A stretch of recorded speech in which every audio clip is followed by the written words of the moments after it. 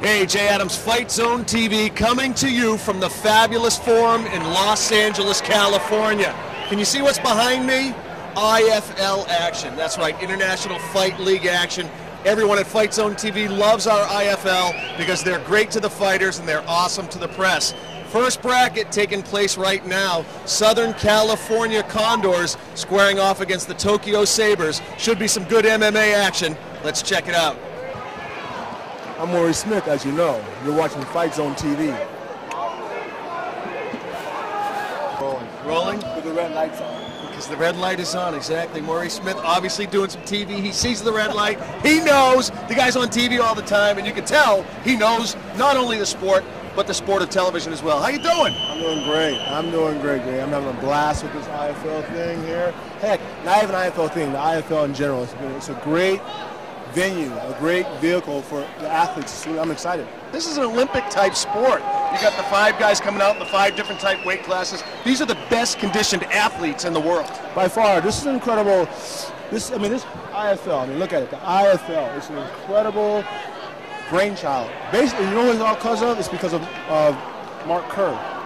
Mark Kerr, they saw his Smashing Machine video, and they said, hey, this is wrong. You know, a guy puts up his heart for us, the fans, and at the end of the day, it's all done. They said, why don't we come with a team concept and, you know, get these guys an actual career in a sense, you know, a job, and it's beautiful. I'm ecstatic. I mean, I've seen some of their work when athletes have been injured. And for example, one of my athletes was injured when I was in Turkey.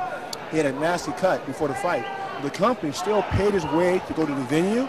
They paid his whole airfare, hotel, food, and paid him a show fee, and he didn't even fight. That doesn't happen with guys who don't have names. This company is out for the athletes. I'm excited. I've never seen happier athletes in the sport than in IFL. Garib Sheamus, Kurt Otto, what a great idea. You know, I was talking with them a little earlier on. One of the things we were touching upon is fighters get injured, fighters retire. Some fighters, not a lot, can get, you know, some don't show up. That's the minority. But when you have the team concept, teams go on, colors go on, cities go on, so it doesn't hurt the sport itself. So you have longevity of MMA. The cool thing about it with these guys is that they have a schedule. For this year, we have 3 fights that are scheduled. So all the athletes will fight those particular events. Then if you qualify for the semifinals and the finals, we go a little bit further. They know they're having a fight. They know, and it's a team concept. The team, come on, man, they pull. I mean, you do it anyway in the gym, but now you do it for a real team, even though you are ATA or whatever other gyms are out there. But this is like I said, I'm ecstatic. I mean, I was really close to leaving the business because I didn't like the way the other companies were treating the athletes. And when they approached me with this idea, I was like, great. Still, you know, you're still a little leery. You know, you hear a lot of talk. A lot of companies will come in and say they're going to do something. But when my athlete got injured, they just said, I said, you know what? They showed me right there that they're a man of their word. So that brought me back into the business, more so that I'm really going to get involved now. So now I'm going to fight also in May. I was going to ask you about that, Maurice, because you have tasted the glory. That fight against Mark Coleman, oh my goodness. I mean, that was... The Mark helped. It wasn't just me. Yeah, well, I'll tell you something. That was one of the best fights in MMA well, thank history. Mark, too. He helped to make that a good fight.